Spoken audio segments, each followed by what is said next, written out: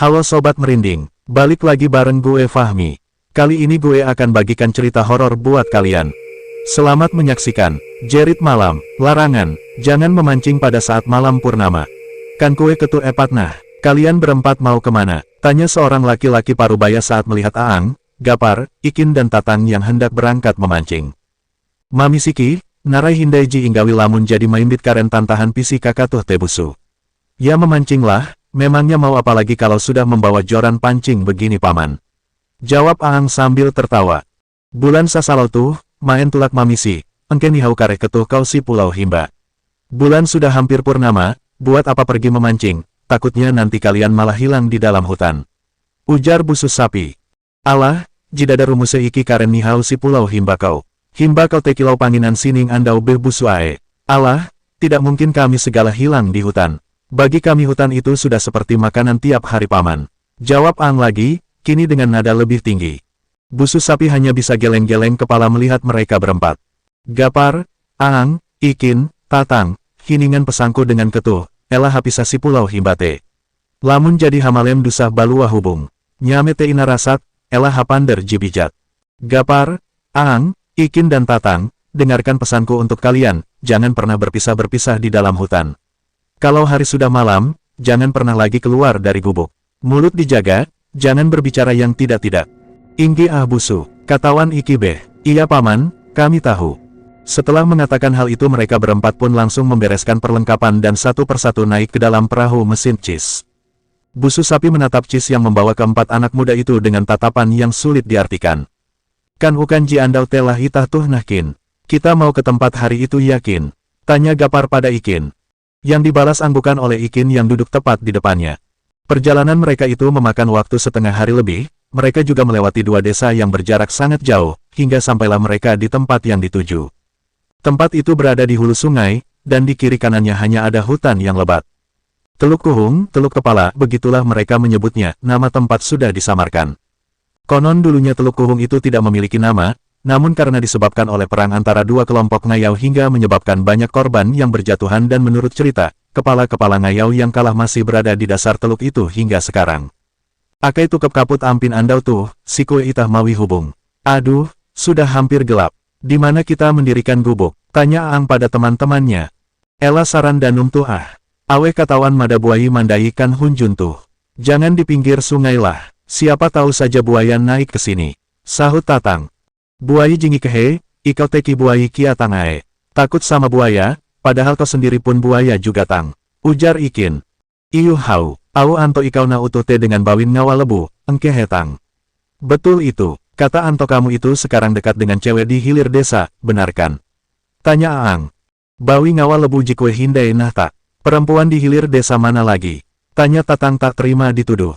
Jibahalap teki, jiku pake baputi. Bauya ida sing salah kilau Agnes Monikate. Yang cantik itu, yang kulitnya putih bersih, wajahnya mirip Agnes Monika.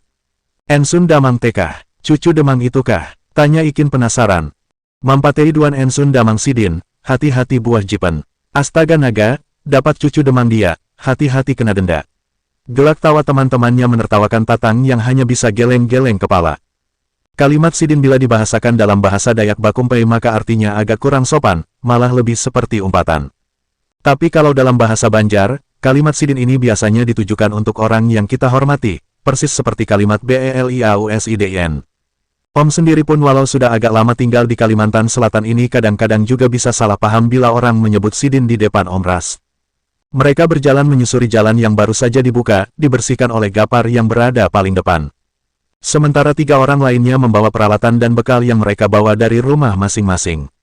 Hitu bekiraku itah mawi hubung. Tukep kia dengan danum, mangat barapi manjuhu. Ieda, ku rasa kita di sini saja bikin gubuk. Dekat juga dengan air, biar mudah kita memasak. Iya gak, ujar Gapar. Iyu, hitu be itah. Malam kare tahu mamisikan sungai. Iya, kita di sini saja. Biar nanti malam bisa memancing di sungai. Sahut Aang. Bahda ingat Umau Busus Sapi nah. Apa kamu lupa dengan pesan Paman Sapi? Ujar Gapar.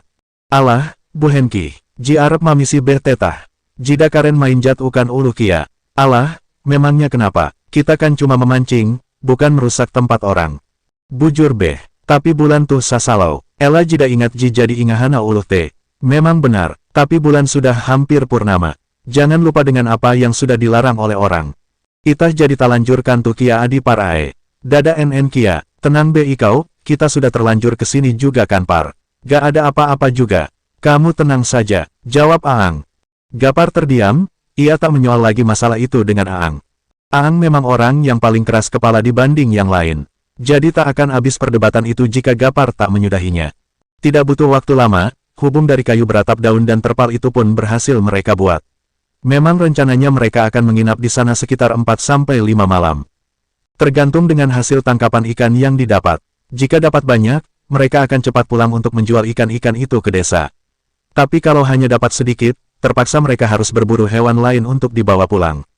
Kakueh, ketu umbalah tulak Mami Sinah. Bagaimana, kalian ikut pergi memancing kan? Tanya Aang pada Gapar dan Tatang yang tampaknya masih asyik merokok. Helu behwa, uyu asae kungangku. Kau duluan saja bro, aku masih capek. Ujar Tatang. Sama beh, yaku tahu jida umba malam tuh. Yaku jekare beh, sama, aku juga bisa tidak ikut malam ini. Aku besok saja. Alah, mike ketu dute. Ji araye kambenah, nahani ketu ji huang hubung tuh. Ketu suhukan huang pati jin tatap beh ji supae. Alah, bilang saja kalian berdua takut. Padahal yang namanya hantu itu, jangankan kalian di dalam gubuk. Walau kalian sembunyi di dalam peti sekalipun tetap akan dia temukan. Gapar dan Tatang hanya tersenyum menanggapi perkataan Aang. Setelah keduanya pergi, Gapar dan Tatang mulai mencoba untuk tidur. Namun baru beberapa saat saja mereka terlelap, tiba-tiba dari arah luar mulai terdengar suara tawa mengilai. Tatang menyenggol lengan Gapar, tapi oleh Gapar, tangan Tatang langsung ditepisnya. Hiningum, kau dengar, SSSTTT, ujar Gapar memberi isyarat agar Tatang tak lagi menegur suara itu yang terdengar semakin menjauh. Hiningum, kau dengar, ulang Tatang tak mengerti dengan isyarat Gapar. Plak, Muna budu, benyemnya mamte, talu papate budu ae. Dasar bodoh, tutup mulutmu, itu sesuatu yang tidak baik, ujar Gapar setelah memukul kepala Tatang dengan refleks. Mendengar ucapan Gapar, seketika tenggorokan Tatang terasa kering. Talu papa narai nasu, ikau ela mampike hiyakusu. Sesuatu yang tidak baik seperti apa jing? Kau jangan menakut duai aku. Gapar tak lagi menjawab. Gapar duduk sambil menggigit ujung kukunya, pertanda ia sedang gelisah. Suara tawa mengilai itu semakin jauh terdengar. Namun tiba-tiba gubuk mereka bergoyang, membuat Gapar dan Tatang semakin ketakutan. Oi, elah haluluna budu, bahewa hubung ikitu. Woi, bodoh jangan bercanda, bisa roboh gubuk kami. Hanya berselang beberapa detik saja setelah Tatang mengumpat, hubung mereka pun berhenti bergoyang. Namun anehnya tiba-tiba muncul suara mirip seperti suara hewan mengelilingi gubuk mereka. Gapar mencoba membaca doa apapun yang dia ingat, tapi sepertinya suara tersebut tetap tak mau menjauh. Narai banda ete par. Burung engkehe, makhluk apa itu par? Itu burung kan? Tanya Tatang. Muna tambuk baum tu tetang ae. Benyem au arep jadi te, hindai-hindai beh lagi marawa karen taluh netete. Dasar bodoh kau ini Tang. Sudah kusuruh diam ya diam, malah masih saja menegur suara-suara itu. Tidak berapa lama kemudian suara itu pun menghilang. Keadaan di gubuk kembali tenang. Tanda hubung tanda hubung tanda hubung tanda hubung tanda hubung. Telang hariki duan lauk buah rengge dengan pisi, lihat ini kami dapat banyak sekali ikan dari hasil rengge dan pancing. Ujar Aang dari kejauhan. Cahaya senternya diarahkan ke gubuk. Tatang lantas keluar menghampiri Ikin dan Aang yang baru datang. Wajah Tatang dan Gapar yang tampak pucat membuat Aang juga Ikin terheran-terheran. Buhen baun ketudu maka kalas tenah. Kenapa wajah kalian pucat begitu? Dada beh, tidak apa-apa. Te alang kakareye iki duduan lauk, sayang ketudu jida umba. Kaida arkia ketuduan, lihat betapa banyaknya kami dapat ikan, sayang sekali kalian tidak ikut, padahal andai kalian ikut tadi pasti juga dapat banyak. Gapar dan Tatang sama sekali tak menceritakan apa-apa tentang kejadian yang baru mereka alami. Mereka memilih untuk tetap diam sampai esok pagi. Malam itu Ikin dan Aang tidur dengan sangat nyenyak, berbeda dengan Gapar dan Tatang yang bahkan untuk memejamkan mata saja mereka kesulitan. Keesokan paginya, pagi-pagi sekali Ikin sudah memasak nasi dan membuat sup dengan ikan yang mereka dapat semalam. Setelah makan mereka bersiap-bersiap untuk pergi menangkap ikan dengan berbagai macam alat yang sudah disiapkan antara lain pancing, rengge, lunta, tujuk dan untang-untang. Entang-entang ini nilon pancingnya diikatkan pada botol plastik bekas yang kosong, sekitar 50 cm panjang nilonnya. Lalu dikasih mata kail yang diberi umpan berupa kotoran manusia. Kalau di Kalimantan Tengah tempat Om Ras, untang-untang biasanya dimakan oleh ikan lawang, patin, kalui, dan jelawat. Kotoran manusianya pun harus yang agak keras dan mudah dibentuk agar lebih gampang untuk memasangnya di mata kail dan tidak hancur ketika dilabuhkan ke dalam air. Bagi orang luar pulau mungkin cara mancing yang begini sangat asingkan. Tapi di tempat Om Ras sendiri, cara seperti ini masih banyak dipakai hingga sekarang. Buat ponakan-ponakan yang penasaran, jalan-jalanlah ke pedalaman Kalimantan Tengah, biar bisa merasakan sensasi menangkap ikan dengan untang-untang. Lamun ita duan lauk andau tuh, kele ita buli behlah kin. Ang, kalau hari ini kita dapat ikan, lebih baik kita pulang saja yakin, Ang. Ujar Tatang. Maka auhum nah ki elah helu buli lamun ida 20-an ke lauk. Buhen utuh maka hendak buli, tamam jadi modal ikan tuh te itah. Katamu jangan dulu pulang sebelum dapat ikan puluhan kek. Lalu kenapa sekarang malah mau pulang, banyak sudah modalnya kita kemari. Malam tanau nah iki du Gapar mahining suara talu papakin, Ang. Tadi malam aku dan Gapar mendengar suara yang tidak bagus kin, Ang. Suara narai, ela mikehwa, maen garangji mahining eau busu sapite. Suara apa? Jangan takut bro, buat apa sih mendengarkan omongan paman sapi itu? Ikau ela kakate Ang, bah ikau ida katawam lah kisabihin, jikawal busu sapite nihau bawa kelatak si himba gana narai. Gana kamben manak, kau jangan begitu Ang, apa kamu tidak pernah dengar cerita dulu, tentang temannya paman sapi? Yang kehilangan biji kem 4 luannya di hutan karena apa? Itu karena ulah hantu beranak. Oh ji malihi tekah, Allah paling awi bahuang jitete. Oh yang mati itu kah? Allah paling juga itu serangan beruang. Bahuang jida kakate, lamun ikau hasupa bahuang si himba tuh lepak kungam irabit Dada bawak latak ombe ji yanui Sandea kungam yanui awen biatete tulak baburung kehe, lamun da salate awen telu ji batulak Ije beji salamat tikas busu sapi tebeh. Beruang tidak seperti itu, kalau kau bertemu beruang di hutan ini, habis seluruh badanmu dirobeknya. Bukan hanya bijimu saja yang diambil, tapi seluruh badanmu juga. Dulu mereka pergi berburukan, kalau tidak salah saat itu mereka bertiga yang pergi. Tapi hanya satu saja yang berhasil selamat hidup. Cuma paman sapi itu saja, ujar Gapar. Aang terdiam, namun jelas sekali terlihat dari raut wajahnya jika ia masih tak mempercayai itu. Katawan ketulah malam tano iki mahining suara persis kilau suara jingisah busu sapite. Lamun bujur jitete berarti ukan itah tuh jadi ente. Bahaya lamun itah masih sih itu, asal kalian tahu kami tadi malam mendengar suaranya, persis seperti yang diceritakan. Paman sapi, kalau benar, berarti tempat kita ini sudah diawasinya. Bahaya kalau kita masih di sini, ujar Gapar lagi. Jadi bete kamburau barake be itah tulak, mangat duan lau. Udahlah mengada-mengadanya, lebih baik kita cepat-cepat berangkat, biar dapat ikan. Biar ebe awen dupar. Tadu ebe jibuli andau tuh. Biarkan saja mereka par, kita berdua saja yang pulang hari ini, ujar Tatang.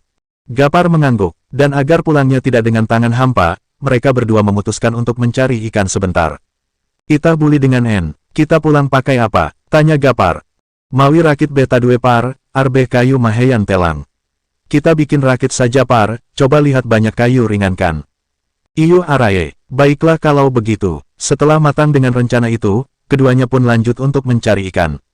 Akan tetapi karena saking asyiknya mereka berdua menangkap ikan, keduanya pun seperti lupa akan rencananya.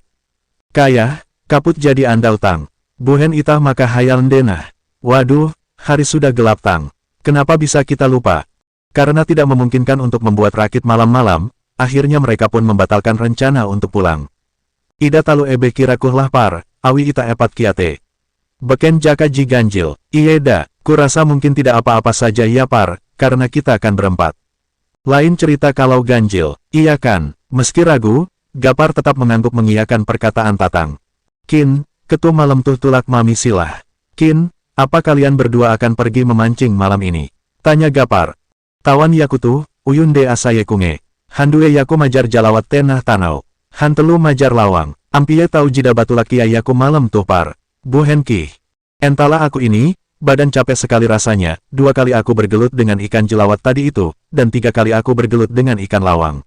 Asa-asanya memang tidak pergi aku malam ini par. Memangnya kenapa sih? Dada bekin, yaku minsek ayah, engkehe batulak teki. Bukan apa-apa kin, aku hanya bertanya saja, barangkali kau pergi. Tawan Aang, tulaklah malam tuh. Entah kalau Aang, malam ini pergi atau tidak. Tulak beweyah, rugi jida. Jelas pergilah, rugi kalau tidak. Jawab Aang. Ketuh nah umbalah, kalian ikut tidak? Tanya Aang pada Tatang dan Gapar yang langsung menggelengkan kepala. Sepeninggalnya Aang memancing, Ikin lantas tidur lebih dulu. Sementara Gapar dan Tatang masih berusaha untuk memejamkan mata. Namun 2 jam berlalu, mata keduanya masih tak bisa terpejam. Dan tiba-tiba terdengar teriakan minta tolong yang terdengar semakin mendekat ke gubuk. Gapar dan Tatang saling bertatapan. Rasa takut kembali menguasai perasaan mereka saat itu. Kin, Ikin, Minsik Kin, Ikin. Bangun Kin, panggil Tatang mengguncang tubuh Ikin. Bu Hendainah, kenapa lagi sih? Tapi beberapa saat setelah terbangun, Ikin lantas mengerti kenapa kedua temannya itu membangunkannya. Dengan berani Ikin mencabut mandaunya dan berjalan keluar gubuk sambil membawa senter yang diarahkan ke segala arah. Suara teriakan minta tolong masih terdengar dan kini semakin mendekat. Beberapa meter dari arah depan gubuk terlihat Aang sedang berlari seperti dikejar sesuatu. Melihat Aang yang berlari seperti ketakutan itu, Ikin lantas berlari mendekati. Senternya ia arahkan ke atas pohon yang terlihat bergoyangan. Kata Wangku asal-usul Baum Te, Ela ikau hawe denganku. Buli kani, Ela mengganggu Iki. Aku tahu asal-usulmu, jangan main-main kau denganku. Dan jangan mengganggu kami, ujar Ikin dengan lantang sambil mengarahkan mandaunya ke atas dan seketika pohon itu bergerak hebat hingga salah satu cabang besar Mia patah, padahal saat itu tidak ada angin ataupun ribut. Tatang dan Gapar refleks langsung berpelukan, kaki keduanya gemetar. Tak pernah seumur mereka melihat makhluk seperti itu. Pukinuma Ekia Kamben Manak Jite. Ata-ata yang sangat kasar, hantu beranak itu. Ujar Ikin mengumpat pada makhluk yang sudah pergi entah kemana. Wajah Aang tampak pucat, ia masih tak bergeming dari tempatnya duduk. Untung bawa kelatak Jida Inuye lah Aang. Untung saja bijimu tidak diambilnya ya Aang. Ujar Tatang. Benyem jadi te, Ela iman derhindai, kareh duma awen. Sudahlah, jangan dibahas lagi. Nanti mereka datang. Tegur Gapar masih dengan nada suara bergetar. Setelah berkata seperti itu Ikin kembali masuk ke gubuk. Sementara ketiga temannya masih terlihat ketakutan, Ikin sudah melanjutkan tidurnya yang tadi sempat terganggu. Tiye, au uluna Ela balecak. Nah kan, makanya jangan sok, ujar Tatang pada Aang. Hus, senggol Gapar, mereka pun akhirnya memutuskan untuk tidur, namun ketenangan yang mereka rasakan itu hanya berlangsung sebentar, karena 2 jam kemudian, suara burung yang sangat indah terdengar mengelilingi gubuk. Suara kicaunya sangat indah, sampai-sampai membuat Tatang tak tahan dan langsung menegurnya. Tamam kasegae suara burung jite, burung narayulah. Bagus sekali suara burung itu, kira-kira burung apa ya? Gapar mendengarkan suara yang dimaksud oleh Tatang dan tidak menunggu lama, ia pantas membangunkan Aang dan Ikin. Tatang marawat talu papa hindai Kin. Agi-agi Tatang menegur suara yang tidak baik itu Kin. Suara narai hindai, suara apa lagi? Lamun ampie te kilau taluh jihai. Kalau sepertinya itu benda yang besar. Muna bangsat kian nyaman Tatang tuh te. Memang dasar bangsat mulutnya si Tatang ini. Ujar Ikin langsung bangun dan bersiap lari. Barake bukakan saran danum. Narai hindai ji inunggu ketuh. Cepat lari ke pinggir sungai. Apalagi yang kalian tunggu, ujar Ikin geram. Baru saja selesai berbicara, tiba-tiba bau gosong mirip rambut yang dibakar sangat menyengat tercium hingga membuat mereka berempat batuk. Tanpa aba-aba Ikin langsung lari meninggalkan ketiga temannya yang baru saja ingin berdiri. Tambuk, Lihi Eita, bodoh, kita ditinggalnya, teriak Gapar langsung meloncat keluar gubuk diikuti Tatang dan Aang. Mereka berlari bagai orang kesetanan, dan di belakang mereka terdengar pohon-pohon yang patah dan tanah yang mereka pijak pun terasa bergetar. Semakin terdengar suara geraman dari arah belakang itu membuat mereka terus mempercepat lari, meskipun kaki mereka tertusuk duri dan patahan ranting, mereka tak peduli lagi. Menurut cerita yang beredar di kalangan masyarakat suku Dayak pedalaman, Kambe Hai sejenis buta ataupun samar bisa memangsa manusia. Manusia yang ditemuinya akan dicabik-dicabik sampai tak berbentuk lagi. Iri-iri kedatangan makhluk itu antara lain berupa suara burung yang sangat indah di malam hari. Suara indah ini hanya untuk pancingan agar suara itu ditegur dan sosok itu bisa menyerang orang-orang yang menegur suara tersebut. Selain itu bau tembakau ampanan, dan bau gosong seperti rambut dibakar yang sangat menyengat juga menjadi pertanda kehadiran makhluk tersebut. Akai, ma, duhuwap yaku, aduh, ma, tolong aku, terdengar dari arah belakang. Suara teriakan kesakitan, namun Gapar tak bisa menghentikan larinya. Ia terus lari menuju sungai untuk menyelamatkan diri. Meskipun ia tak yakin ia akan selamat malam itu, karena makhluk yang mengejar mereka merupakan sosok makhluk besar, yang tidak bisa dikalahkan meskipun dengan doa-doa. Atu-atunya cara untuk selamat hanyalah berlari menghindari makhluk itu sampai fajar tiba. Setibanya di pinggir sungai, Gapar tidak menemukan siapapun di sana. Tidak ada Ikin atau siapapun. Tanpa pikir panjang, Gapar langsung terjun ke dalam air dan berenang ke hilir. Namun Gapar masih sangat jelas mendengar suara geraman yang diikuti suara pepohon yang dipatah secara brutal. Ia tak menoleh dan tak lagi memikirkan resiko apa yang kemungkinan akan ia dapatkan ketika berenang di sungai tersebut. Yang ada dalam pikirannya saat itu hanya satu, yaitu pergi sejauh-sejauhnya. Gapar terus berenang, ketika ia kelelahan dan hampir tak bisa menahan tubuhnya di permukaan air. Agar tidak tenggelam, Gapar berenang dengan gaya telentang, dan itu sedikit membantunya pada saat itu. Ketika fajar mulai menyingsing, Gapar sedikit lega. Namun itu tentu saja tidak menghilangkan rasa takutnya. Gapar memberanikan diri untuk berenang ke tepi, karena ia sudah sangat kelelahan berada di dalam air selama berjam-berjam. Saat naik ke darat, Gapar melihat tangannya yang tampak mengerut dan berwarna putih pucat. Badannya menggigil begitu terkena angin. Hampir saja ia tak bisa bangun, karena kakinya pun terasa kram. Ia menangis sesenggukan sambil berharap ada seseorang yang bisa dimintai bantuan. Namun hampir 1 jam menunggu, tak ada siapapun yang lewat. Sehingga Gapar memutuskan untuk berjalan melalui pinggiran sungai. Ia berharap setidaknya bisa sampai di kebun karet yang masih disadap pemiliknya, agar bisa meminta pertolongan. Berbekal harapan itu, Gapar kembali melanjutkan langkahnya. Ia sangat berharap bisa menemukan orang di hilir sana. Ketika matahari semakin tinggi, Gapar juga semakin mempercepat langkahnya. Ia tidak ingin berada di sana sampai malam. Beruntung baginya, sebab beberapa meter di depan, terlihat sebuah cis perahu mesin berwarna biru kuning masih tertambat pada sebuah pohon di pinggir sungai. Epat-epat Gapar berjalan ke arah sana sambil terus berteriak. Oh, tidak lama, terdengar suara jawaban dari teriakannya tadi. Membuatnya seketika menangis haru. Setelah hampir sampai di tempat cis itu tertambat, Gapar melihat 3 orang laki-laki tengah beristirahat dan di depan mereka terdapat 1 ekor babi hutan dan 4 ekor pelanduk yang sudah mati. Taulah Yaku Umba Duga Lebu. Bolehkah aku ikut sampai ke kampung? Tanya Gapar gemetar.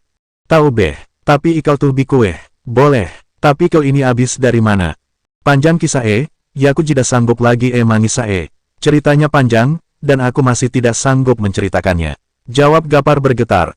Yu araya itah. Kalau begitu ayo kita berangkat, ujar salah satu laki-laki itu. Setelah cis mulai melaju, Gapar menghela nafas lega. Ia berharap teman-temannya juga berhasil selamat sepertinya. Ikau si lebu kue, kau di kampung mana? Tanya lelaki yang mengemudikan cis pada Gapar. Lebu Ngawakani, Sianu. Kampung hilir sana, jawab Gapar. Oh jilibas mahalaudu lebu tekah. Oh yang setelah melewati 2 kampung itu ya. Iya, guru cis membelah sungai. Mereka sudah hampir sampai di kampung pertama. Singkatnya setelah Gapar diturunkan di salah satu lanting yang berada di kampungnya, ia langsung sujud syukur dan menangis sesenggukan. Rang-Rang yang melihatnya tentu saja heran dan bertanya-bertanya, namun begitu Gapar menceritakan kisahnya yang baru saja ia alami, cerita itu menjadi cerita hangat yang langsung tersebar ke seluruh desa. Dan keesokan harinya orang-orang kampung kembali ke tempat Gapar DKK mendirikan hubung untuk mencari keberadaan Tatang dan Aang yang belum juga pulang. Sementara Ikin ternyata lebih dulu sampai, namun ia tak langsung pulang ke rumahnya.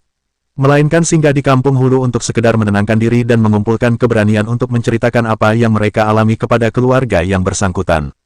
Namun pencarian mereka untuk menemukan Tatang dan Aang, sama sekali tak membuahkan hasil. Dan sekitar 10 hari setelahnya, barulah ada penemuan aneh dan mengerikan, yaitu berupa jasad tak berbentuk di tengah hutan. Tapi karena sudah tidak berbentuk dan busuk, orang-orang pun tak ada yang mengenali jasad tersebut. Hingga sampai sekarang Tatang dan Aang tidak pernah ditemukan dan oleh keluarganya, mereka berdua sudah dianggap meninggal dan juga sudah diikhlaskan. Sementara Gapar, setelah kejadian itu ia menjadi seorang yang penakut. Bahkan terkadang ia sering berhalusinasi tentang kejadian di malam itu. Tak jarang ia juga sering mengamuk seperti orang ketakutan bila mencium bau-bauan yang menyengat, terlebih jika itu bau gosong. Selesai. Tagar cerita seram. Tagar Basedon True Story. Tagar cerita hantu.